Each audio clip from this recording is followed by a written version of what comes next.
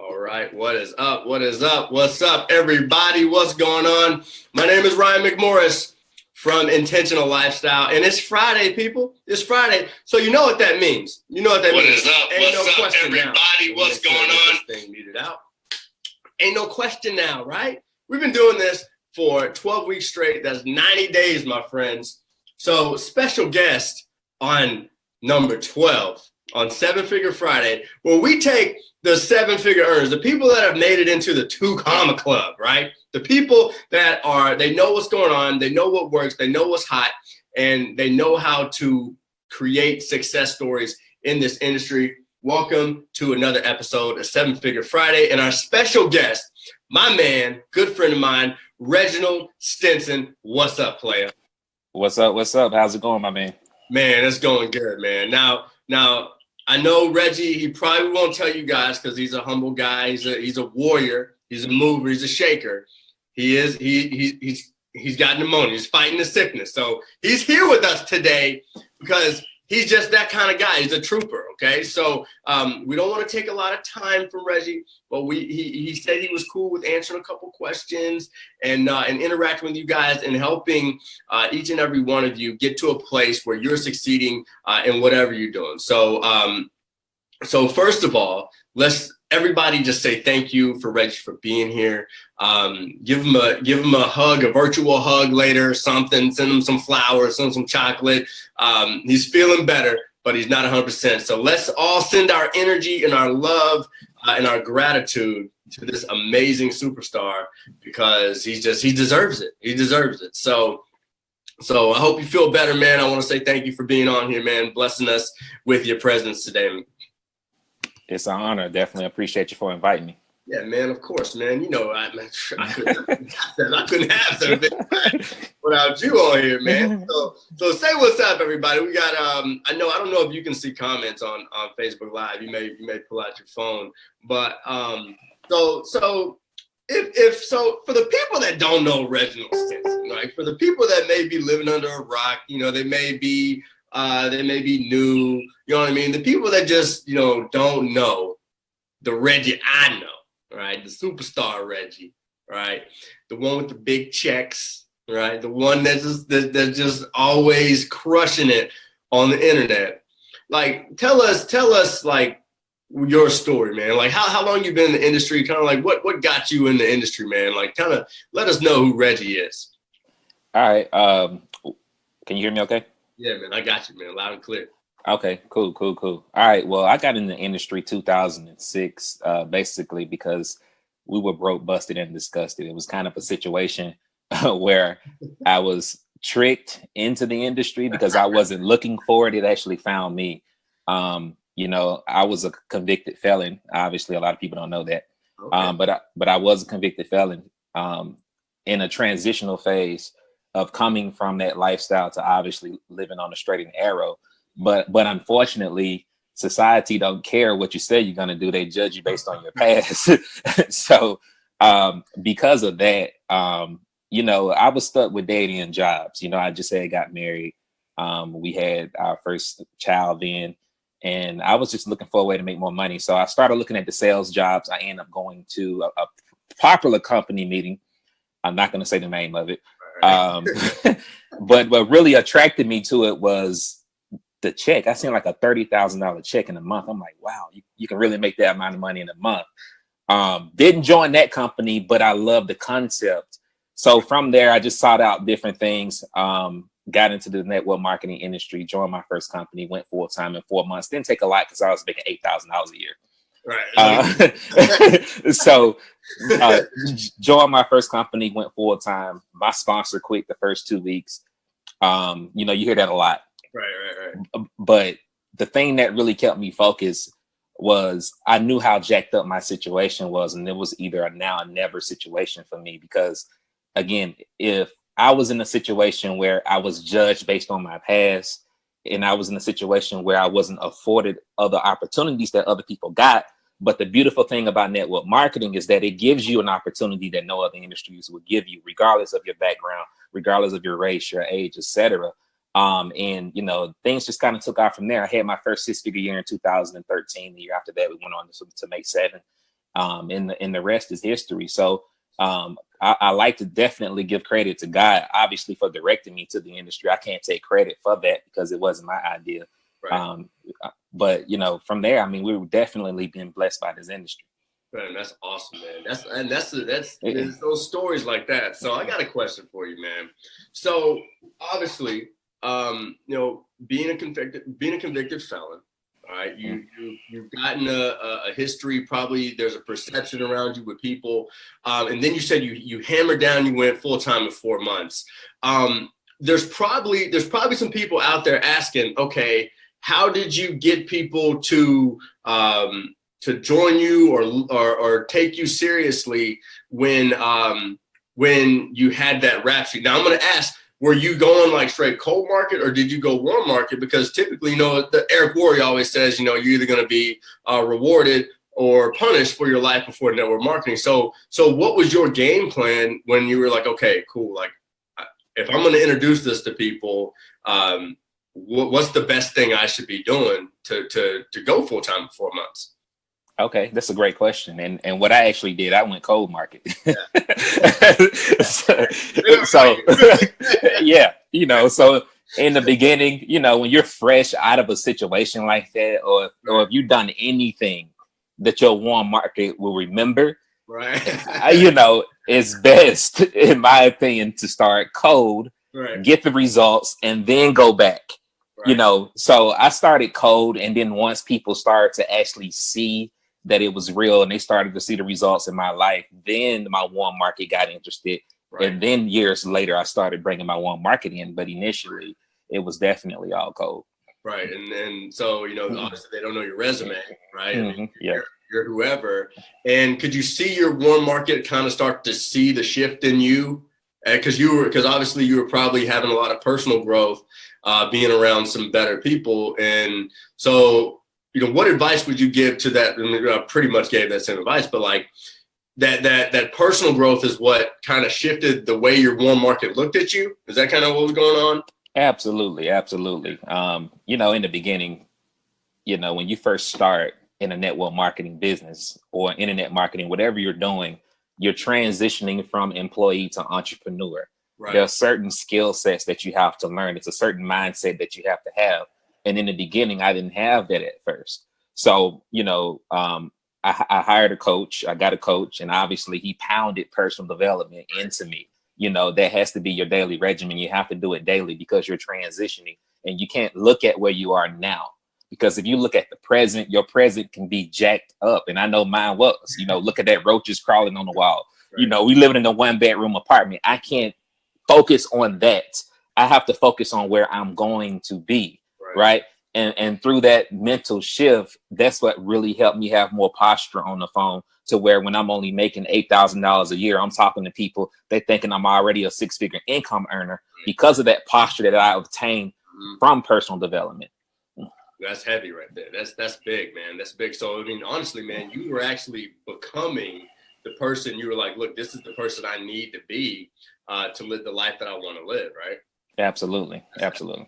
That's heavy. I appreciate you sharing that, man, because I feel like, that if you let that sink in, somebody who's ready to hear that today is going to take that and really run with it. I know it.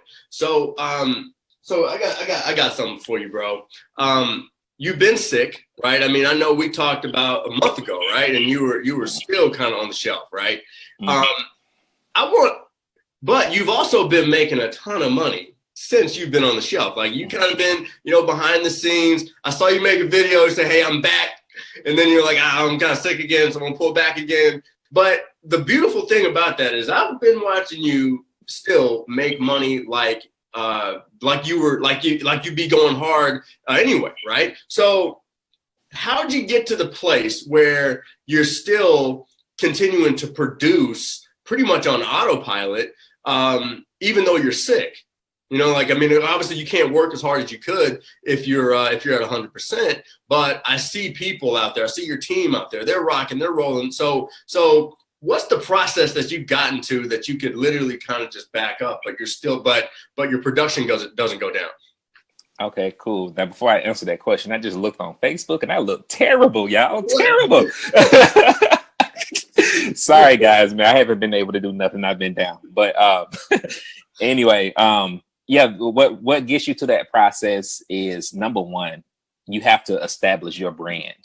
You know, you have to build your brand. Brand recognition is key.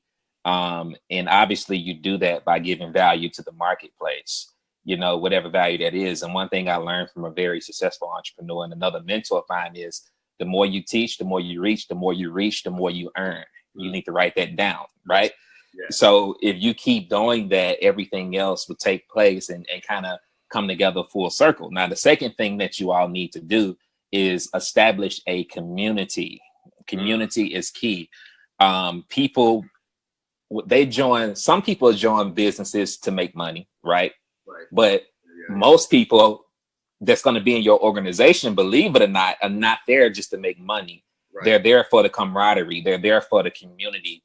They're there because they feel like they're a part of something that's greater than themselves. Right. And once you establish that community identity, then from there, you want to build leadership, other leaders, develop other leaders around you. So if something was to happen, or if you had to fall back, you know, the ship can still run without you actually being there. But the two most important three is brand recognition, building the brand, having a community, which is something that's bigger than your company, it's bigger than them, and then obviously developing other leadership around you. Right. So I love the phrase. I mean, I haven't even heard like that culture or the community identity. That's heavy. I like that community identity. So I know you got the UOP shirt on. So let's talk about community identity real quick then. So obviously UOP, that's your thing, that's your community, that's your culture that you've created, and it's massive. But what is the identity? So when you said, okay, cool, we're gonna go out, I'm gonna head this thing, and I'm gonna produce leaders that understand the same community culture and identity that we have. From the jump, like what was that identity that you wanted to establish when you went out to create your own community? Okay, well, the greatest thing was to establish something that's bigger than myself. You know, I don't want people to say it's mine, because it's not mine. You know, God gave me the idea, but that was created for the people, not for me, right? I founded it, but it's for the people. Right. Also, coming from where I've come from, you know, traditionally in network marketing or anything of that nature, you know, you're going to have the 99 percenters, like the people that were counted out. You know, coming from my situation, it was very tough being a convicted felon, can't get a normal job, or people that may have dropped out of high school or whatever. I wanted to build something based around those people that were counted out, the underdogs in the industry, and then, you know, build a culture from there to show you, hey, you can drop out of high school, you can be a convicted felon, you can be, you know, you can't read or whatever it is, you can be ugly, you can be pretty, doesn't matter, right? If you have vision for your life and you're coachable and trainable, you can be a part of this, and obviously you can grow from it and create any life that you deserve. And that's what the industry has done for us, because nobody expected, you know, us to be able to earn more money than people with degrees. Right. The last time I got out, matter of fact, the judge told me I was going to come back. Okay. So, you know, it's like, it's all about not proving your naysayers right, but just proving them wrong. Don't prove them right by giving up. Don't prove them right by quitting. Prove them wrong by keep going, because you're in the right place if you're on this broadcast. Man, that's heavy, man. I mean, and especially when you recognize, like, man, like, this isn't mine. I was, you know, obviously the one that was given I'm just the messenger, right?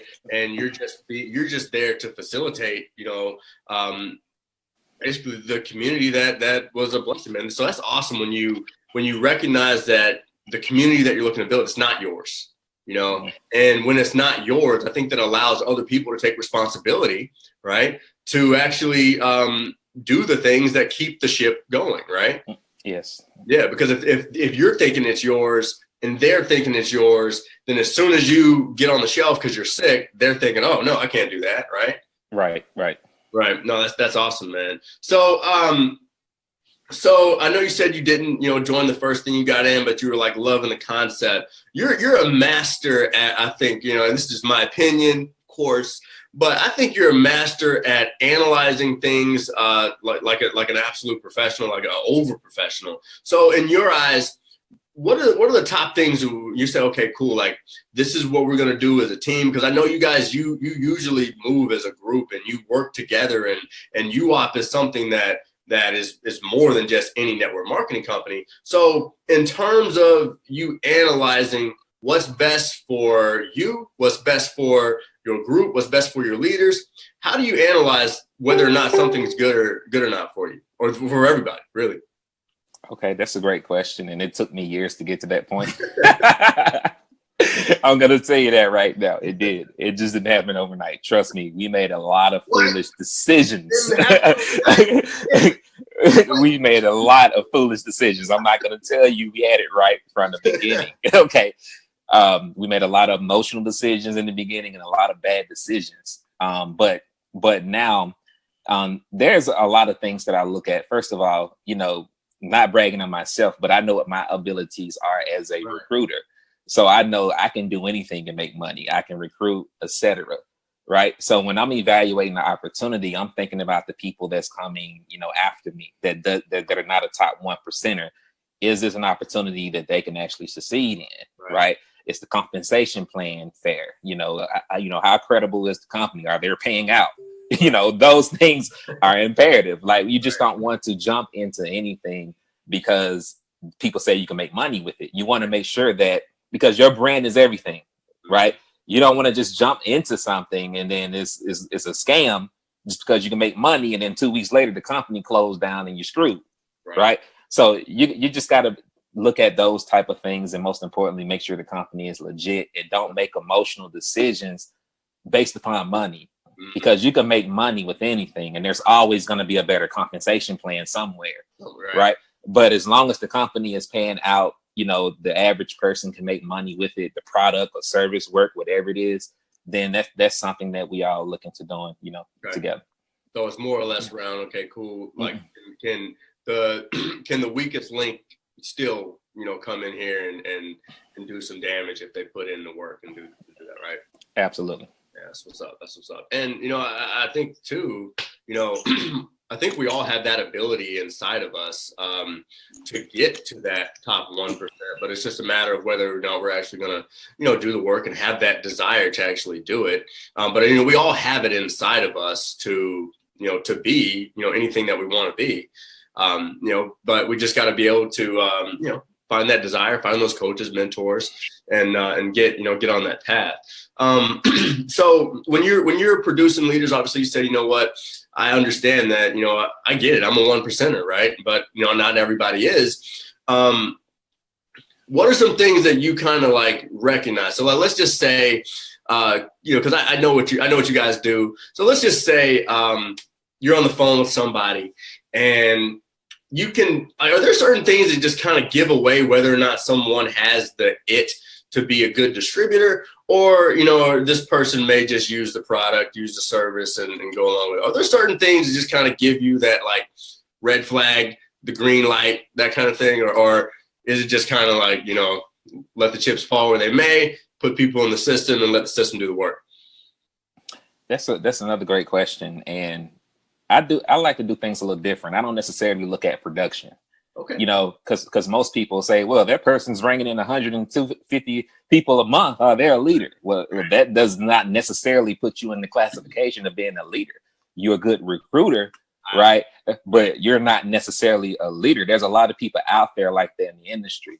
What I look for in people is not necessarily just production, because you can create anybody. You can mold anybody to what you want them to be in the industry if they're coachable.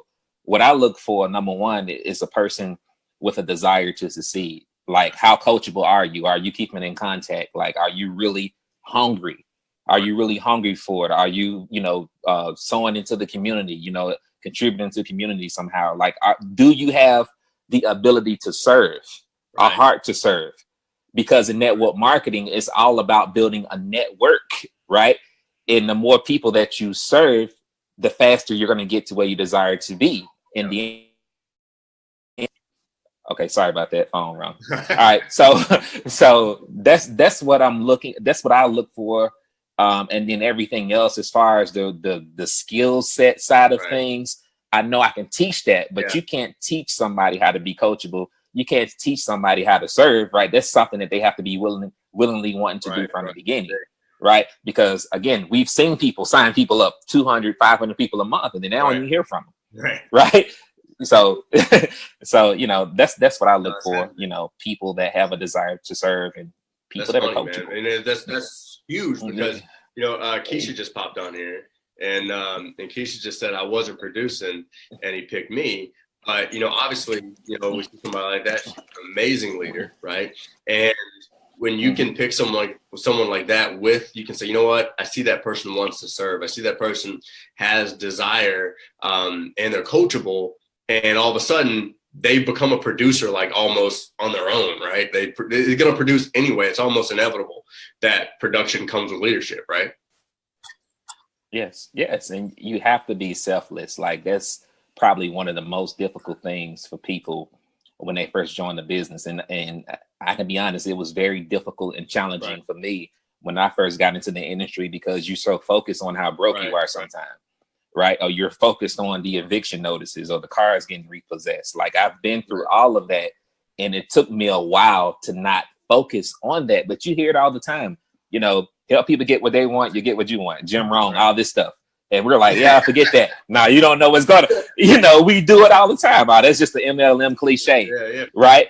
But once I humbled myself and submitted to that, that's when things began to change drastically. But before then, when I was being stubborn and just thinking about me, I'm going to make money. I don't care if these other people make money, or if they do, they don't, whatever, things were going slow. But once I submitted to that and started putting people first that deserve my time, keyword deserve my time, then that's when things change drastically. Man, that's huge. That's huge, man. So in terms of that the person says, okay, like I'm ready to submit, right? But they don't know how to submit. I mean, is there a process to submitting? Or is that person that's saying, okay, cool, yeah, I'm ready to submit. It's not about me. How's the person that's been holding on so tight, that's worried about themselves? I mean, is it something that can happen like right now, today? Or is it a process of like slowly taking your hand off the monkey bars? That's probably a personal question. But I just know what happened to me, man. Going from 2006 to 2012, I was doing okay. Like I was making enough. I mean, we weren't making breakthrough income then, but it was enough to where I could be at home for the most part. But what really humbled me in between that time is that being full time, having to go back to get a job. Right, a lot of people didn't even know that back then. I had to go back and get a job. I worked that job for a year. It was a pretty cool job because my boss allowed me to work my business there. He knew what I was doing. So I'm like, okay, cool. I'll stay here. So, but going through that, when your wife, have a baby, they don't want to go back to work. Women don't want to go back to work. Some of them anyway.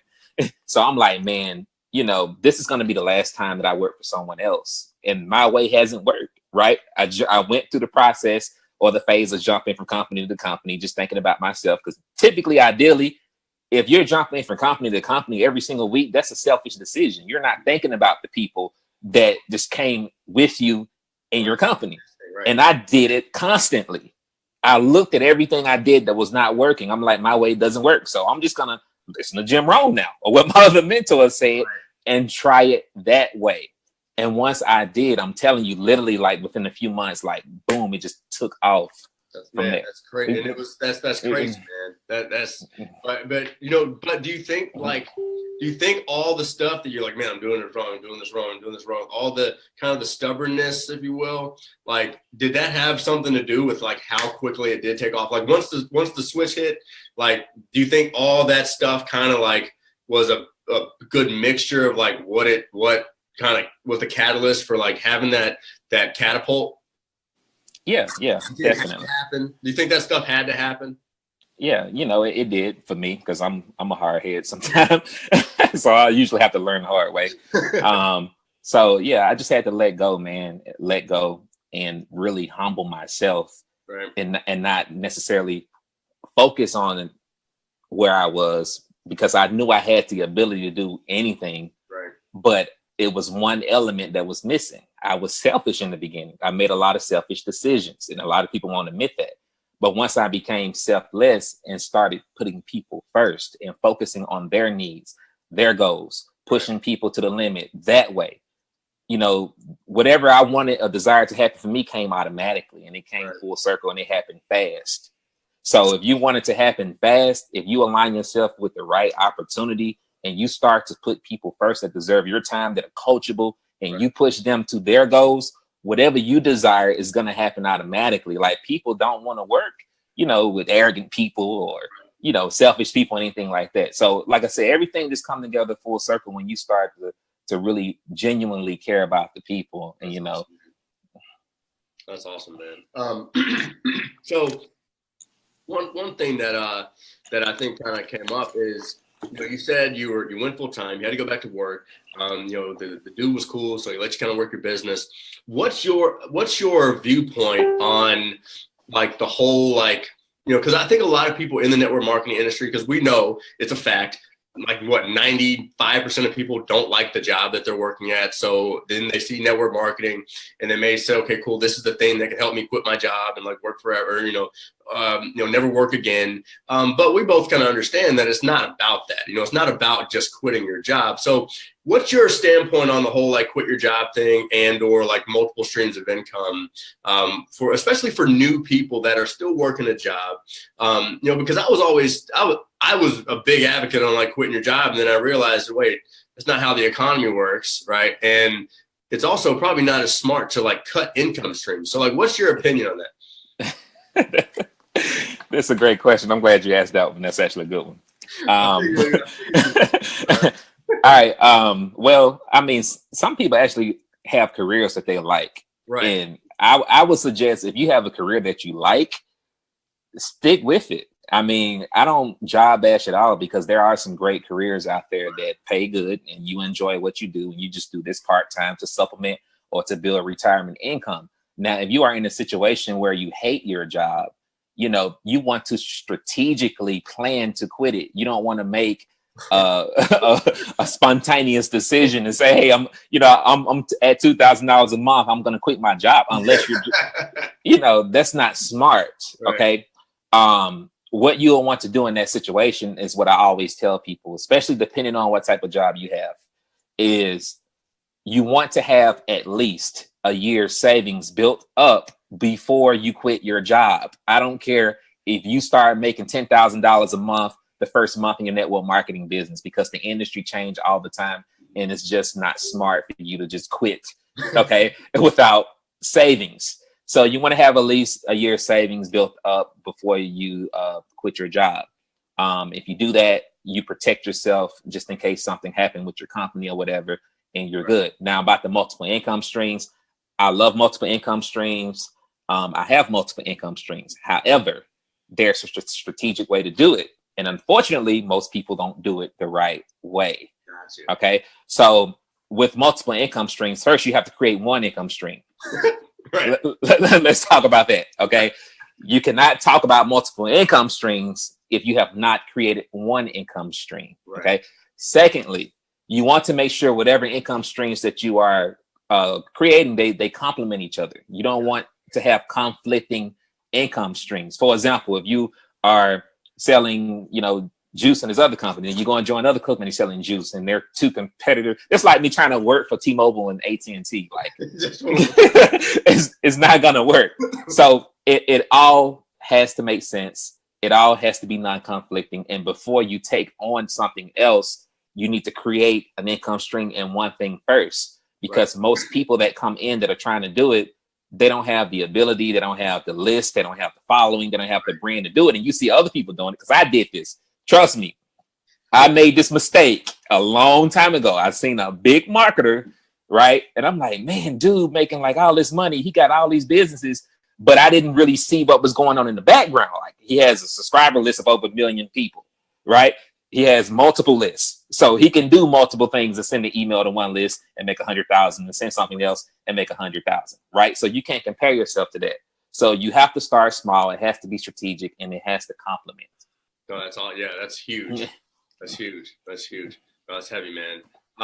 Okay, so we're gonna like get to the wrap up. I know my man, he's got a busy day of not doing much because he's chilling out and getting better. But so we'll take. Are you okay with like maybe 2 questions from the group, from the crowd? Yeah, go ahead. 2. All right, so we'll take 2 questions from the crowd. All right, so ask your questions, and then we'll pick 2, and Reggie will answer those questions. But before, so as they're putting their questions in, man, I got one more for you. So, what's the difference that you see between a person that, let's say, is making a little money, right, in their business? What's the difference between someone going from 5 figures to 6 figures, 6 figures to 7 figures, doing the ultimate 2 comma club? Because I mean, that's something that I think. I mean, I when I see you hold up a $900,000 check, I mean, to me, I'm just like, man, that's awesome. The ability to just do that is powerful. But what's the shift? Because obviously, you hey, I'm making $8,000 a year. What are some of the things that stick out from going from, you know, maybe 4 or 5 figures, getting to 6, getting to 7, and then most importantly, keeping it? Okay.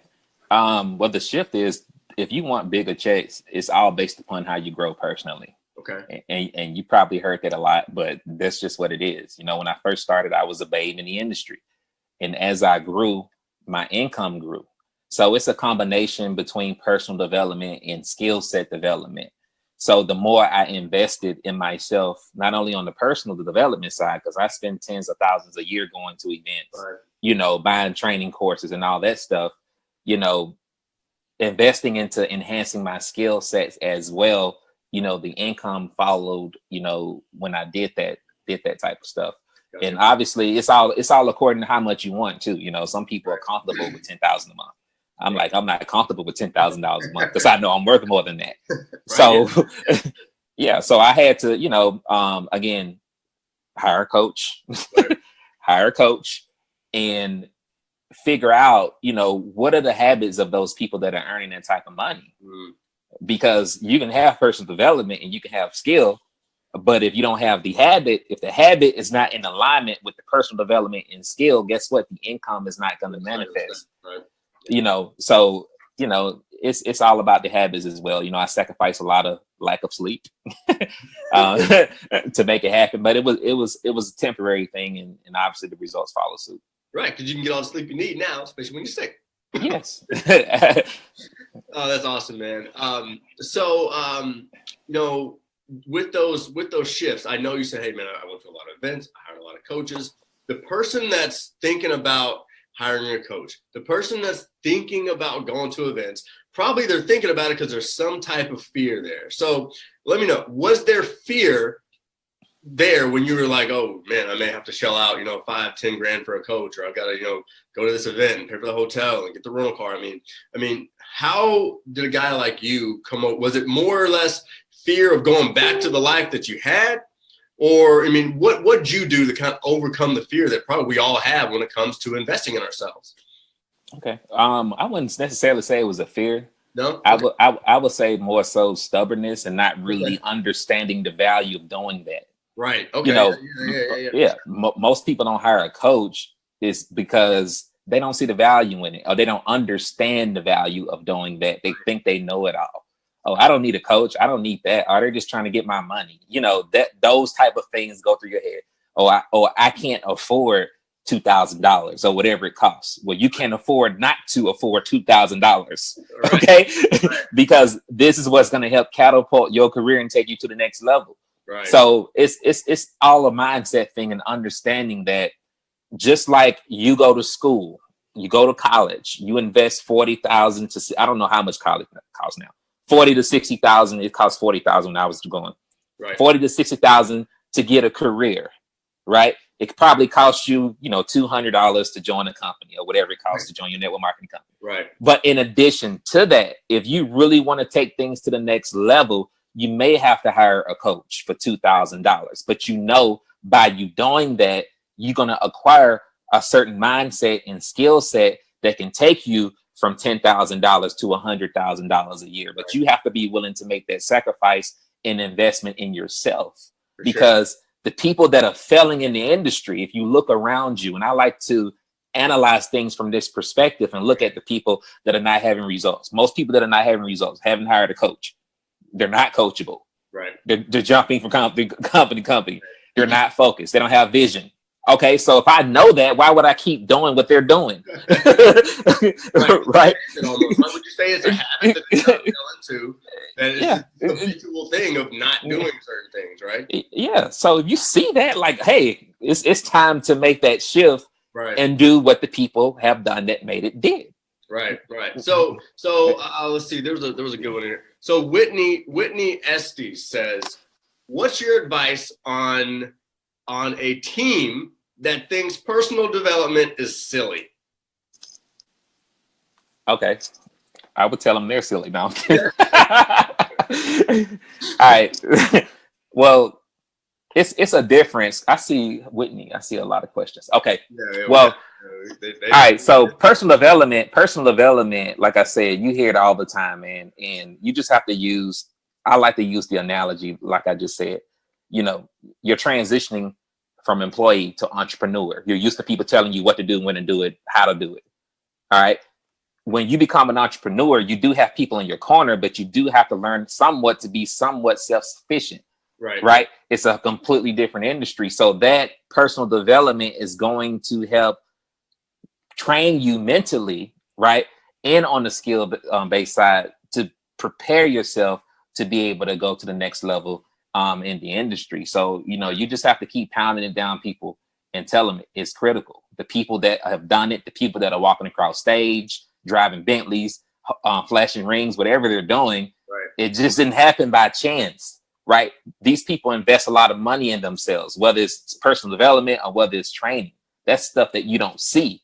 Right. All you see, is the glitz and glam, right, but the hours that people are putting in to go to these events and to learn, right, is what you don't see. But that's what's the thing that really got them to where they are. Oh yeah, that's heavy. So now it's just, I think so you're saying, if you're getting someone's goals out of them and they understand, okay, this is what I want. And then you're saying, okay, cool. Well, I understand that you think personal development is silly. However, you're telling me that you want this goal. And these are the people that are getting that goal are actually doing personal development. So it's your choice. Mm-hmm. Yeah. All right. So let's see. What else we got us here? What else we got on here? What was that? Angela's got one. She says, what are the importance and the differences between going to company-specific events or general network marketing events, in your opinion? I think all the leaders, if you plan to be a leader in your company, it's mandatory you be at a company event. Okay, you can't be, hey, I'm just gonna, you can catch me from Skype. You can't do that. It's critical because your team is gonna follow and do what you do, and you have to lead by example. So a company event typically, depending on what company it is, but most of them is updates, things like that. Not a whole lot of personal development, recognition, those type of things. So you're going to get different things from a company event as opposed to you going to like an Air Warrior event, right? It's going to be two different things. So both are important. Right. If you plan to be a leader, you definitely need to go to the company event. And if you really want to learn skill-based stuff, you need to get to a generic type network marketing, direct sales type training event, because you're going to get different things there. Right. No, yeah. I think if you're right, you're spot on with it. You got to do both. If you want to really be, big, what you should always be looking for different perspectives and different, angles on how you can learn certain things, because it's kind of like that uncle, like your dad could be telling you something, your uncle tells you the same thing, and you go out there and take action because he said it a different way, Mm-hmm. So. And then you get to hang out with your team. Your team wants to meet you, that type of thing. It's nothing like hanging out with people that you may have, recruited or sponsored on the internet, or that you may only know from the internet or a conference call. Like, it's a completely different experience to be able to build that camaraderie with your team. So definitely go and create those moments. For sure. So I was told that Liz had a good question, so I'm looking for it.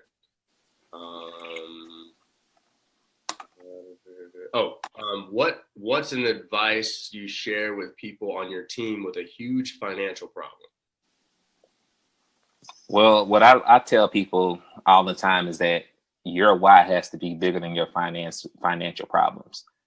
And I don't really go lightly on that because I know where I've come from. I was broke, y'all. Right. I understand. We were on food stamps. Like, it was bad. Like, I remember one job I had, I was working at Chuck E. Cheese. I'll never forget. And that was like one of the most embarrassing moments in my life, man. You know, you see this big old record truck out and a car on there, and everybody looking, they're like, whose car is that getting repossessed? And I'm like, man, that look like my car. And then the dude came in there, man, and I'm like, man, it is my car. You know, like, it's embarrassing. But where you desire to be and your why has to be bigger than anything that you're going through right now. You hear all the time your why should make you cry. You know, you can cry over anything, right? But that does not mean that it's going to make you work. Right. Your why should make you work.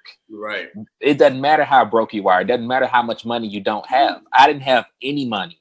I didn't know anything about internet marketing when I first joined network marketing. People thought I did. No, I was out in that freaking 100-degree weather, passing out flyers, dude, in the hood. Matter of fact, in the hood, going door to door, passing out flyers, right? Trying to learn things. Barely knew how to use the internet. Googling things. Well, it wasn't Googling then, it was Yahoo. Yahooing things on how to market online, trying to figure out pay-per-click on my own because I knew where I desired to be had to be bigger than what I was going through at that moment. And I knew that if I didn't go all in on myself, who else is? That's just the mindset you have to have, because people say they'll help you. Some people, I'm not going to say everybody, but, you know, behind the scenes, they laughing at you, or they hoping you fail, or they going to talk about you. This and that. They ain't do this, you know, that type of thing. Right. So you got to be willing to go all in on yourself and just not focus on what you don't have, because there's always alternatives to building your business and making it happen, because other people have done it before you. That's heavy, man, and I think they like that one, man. The your why should make you work. Whew. Dude, I think you may just shut down the industry standard of your why should make you cry. Yes, all these people crying, man, they ain't working. Like I'm like, man, you've been. I'm telling you, like, that's just not true. Like, it's a lot of things make you cry, but is it gonna make you work? That's big, man. That's big, yo. Man, all right, guys. So let's. I know we could go forever, man. So hey, I want everybody to reach out to Reginald Stinson, man. If you don't know this guy, follow him. Follow what they got going on in UOP, Unit of Prosperity. They are a moving and shaking group. These are some people. These are some cats that you want to follow. Say thank you. Give a huge hug to Reggie just for coming on us or with us today, because I know he's not feeling the best. He popped on anyway because he's just an absolute rock star. Superstar dude. So shoot him a message today. Tell him thank you. And here's how you can really say thank you is if you had an aha moment today, if you had something that like really clicked and said, man, I need to do that, do it. That's how you really say thank you to a guy like this, is take action on the free advice. You know what I mean? Take action on that kind of stuff. Don't be the person that has to pay attention right now. Go take action on something that he just gave you and do it, whether it's, hiring a coach, whether it's telling your story better, whatever it is, go back and actually take action on this. This is the best way that you can say thank you to a guy like this. So if there's any way, I mean, is there something that, how can people get in touch with you, man? How can people reach out to you, dude? Well, you can connect with me on Facebook, which is, what is it? Facebook.com/Reggie D. Stinson, guys. Cool. Reggie D. Stinson. Just connect with me on Facebook, or you can go to connectwithreginald.com as well to connect with me. Appreciate it, man. Much love to you, my man. You guys have an amazing weekend, dude. To everybody out there, my name is Ryan McMorris with Intentional Lifestyle, helping network marketers create the lifestyle that they deserve. All right, guys, y'all have a good weekend. We'll catch you next Friday on 7 Figure Friday. See you guys.